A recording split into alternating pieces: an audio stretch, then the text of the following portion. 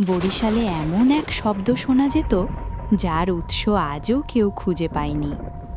ঊনবিংশ শতাব্দীর শেষ দিকে বরিশালের মানুষ হঠাৎ সমুদ্রের দিক থেকে অদ্ভুত এক কামানের গর্জন শুনতে পেত।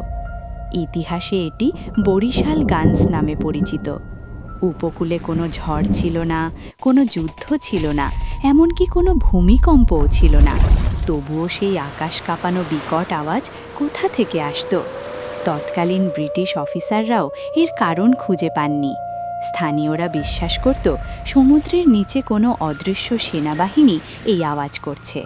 আবার অনেকে মনে করত এটি কোনো গ্যাস বিস্ফোরণ।